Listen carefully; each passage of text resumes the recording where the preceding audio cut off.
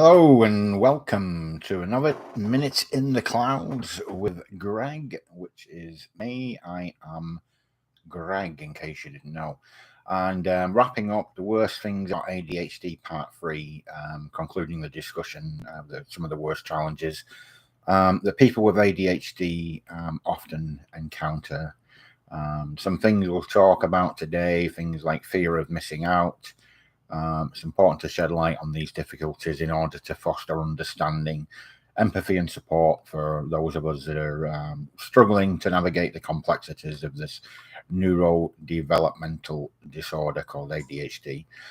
Delving a little bit deeper into these challenges, we can hopefully gain a more comprehensive understanding of the impact that ADHD has on people's lives and contribute to a more inclusive and accommodating society. So welcome to another installment of A Minute in the Clouds with me, Greg. If you enjoy these videos and articles, consider subscribing to the channel and newsletter.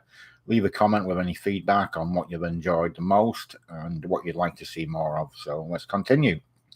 Overthinking. It's common in people with ADHD, overthinking, excessive dwelling on thoughts, which can lead to increased worry and anxiety. Some people with ADHD also experience intrusive thoughts, which are unwanted and repetitive thoughts. They can be quite distressing.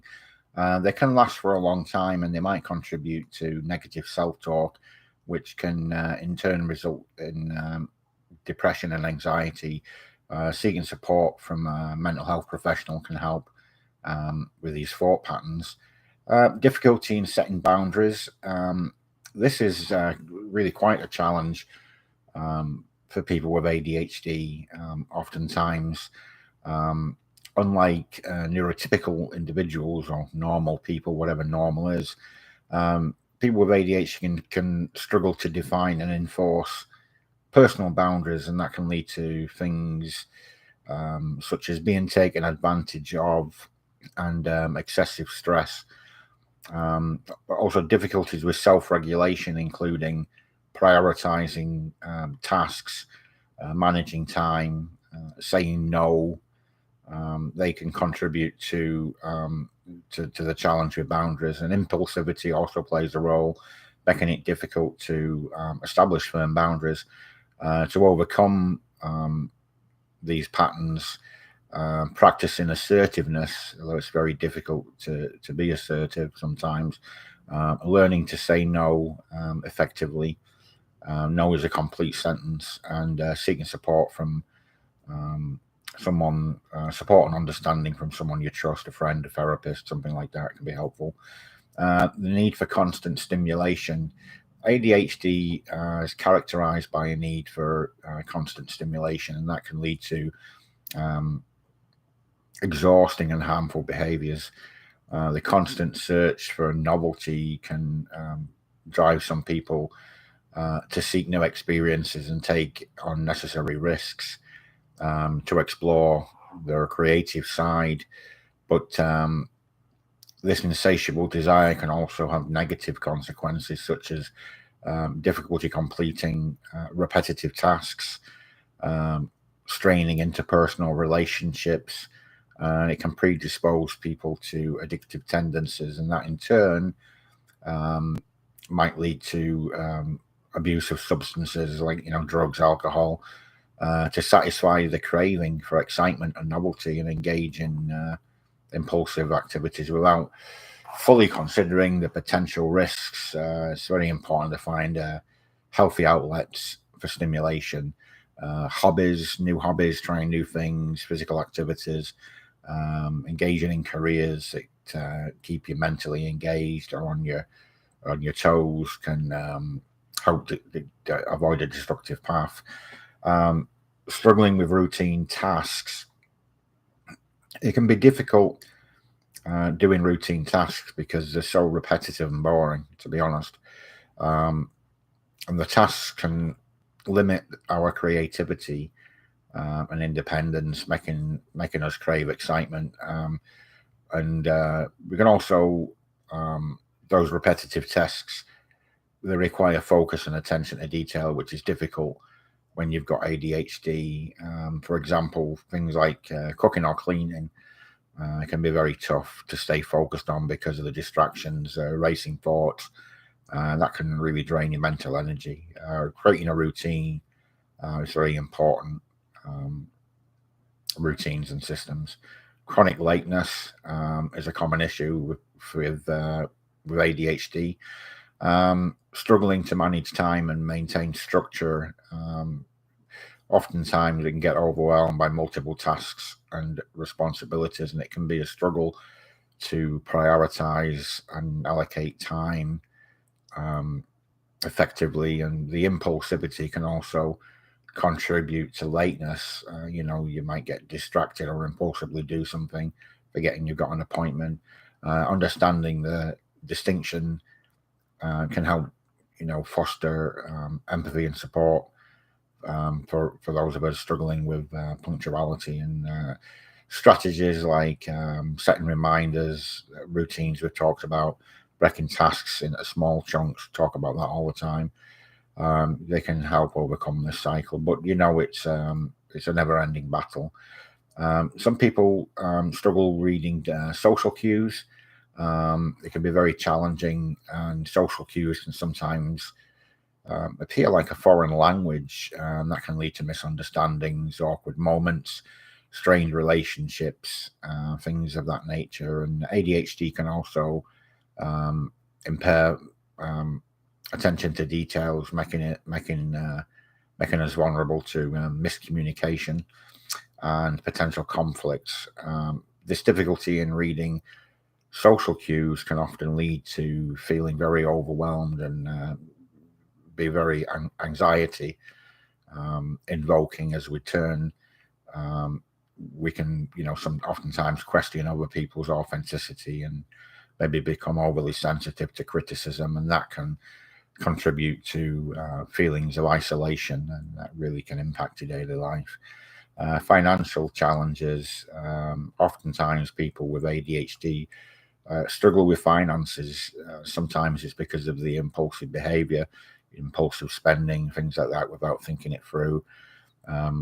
Trouble focusing on the poor money management skills. It can be very hard sticking to budgets and saving money for the future, and that can negatively impact financial stability. And also, oftentimes people with ADHD can experience job instability or lower earnings, higher unemployment rates, and that can make financial situations even more difficult. Financial planners and therapists can help with that, developing effective strategies for managing money tailored to people's specific needs. And, society at large should recognize and support some of these challenges and provide resources and accommodations to help navigate the complex world of finances more successfully. They should teach it at school. Sensation seeking and ADHD. ADHD is often linked to seeking excitement. People with ADHD are more likely to take risks, seek intense experiences, and that can lead to impulsive actions such as reckless driving, substance abuse. But not all seeking of excitement is bad. It's not all bad. Some people find positive outlets for the need for stimulation, such as extreme sports or other creative activities. And oftentimes people with ADHD thrive in challenging situations and really enjoy new experiences.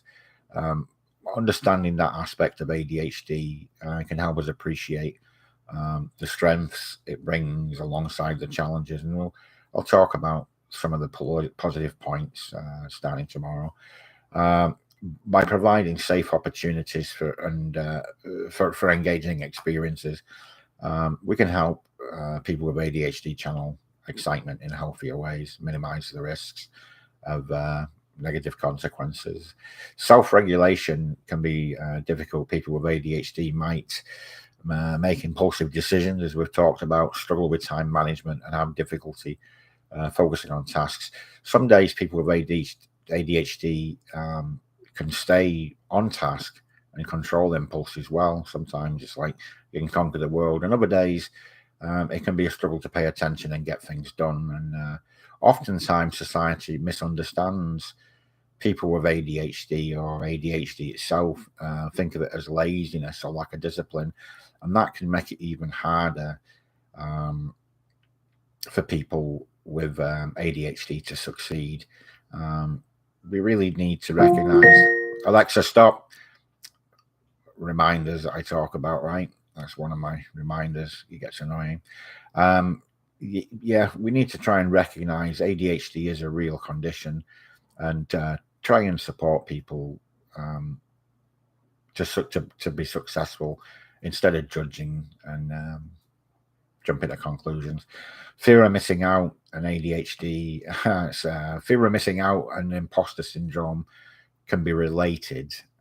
Imposter syndrome is a psychological phenomenon where people doubt their skills and accomplishments and fear being exposed as frauds.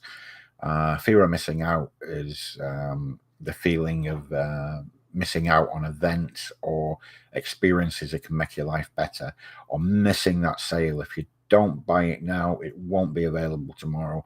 And fear of missing out can trigger anxiety and compulsive behaviors like checking websites to maintain social connections, and it can lead to spending more money in social situations to compensate. Research has found a connection between fear of missing out and mental health. Fear of missing out has been positively correlated with depression and anxiety. Fear of missing out and imposter syndrome, especially, are difficult for people with ADHD. FOMO, fear of missing out, it can cause people to compare themselves to others and feel inadequate if they don't keep up. And people with ADHD may already feel inadequate, so fear of missing out can magnify the feelings. Imposter syndrome can be overwhelming for people with ADHD, and may hyper focus on certain tasks or interests but struggle to focus on others, and that can lead to feelings of being a fraud. And then there's emotional sensitivity. ADHD can lead to increased emotional sensitivity, making small setbacks and criticism feel like personal attacks. This can cause self-doubt and insecurities, as some people with ADHD can struggle to separate their emotions from objective reality, and the hyper awareness allows us to empathize deeply with others, but it also can leave us vulnerable to overwhelming emotions. Recognizing and supporting emotional sensitivity is crucial for maintaining a safe environment for people to express feelings without fear of judgment or dismissal. Empathy and compassion can help mitigate the negative impact of emotional sensitivity and promote greater acceptance and well-being for everybody to improve regulation with ADHD. And there's some things that you can do that might help. Getting enough sleep's important. Eat regular healthy meals, exercise, and getting outside into the daylight. Circadian rhythms are very important. So that kind of brings us to a wrap on this. What am I grateful for today? Today I'm grateful for my creative work, our family. I honestly would be lost without this amazing group of people who come from all walks of life and around the globe, and we gather together as friends and family and support and encourage each other. It's truly remarkable and special. What are you grateful for today? Let me know in the comments what you're grateful for today, and with what content or topics you're enjoying the most. And as always, I'd like to thank you for watching. I hope you enjoyed the content. I'll see you next time. And as always, remember to please take care of your mind. Bye.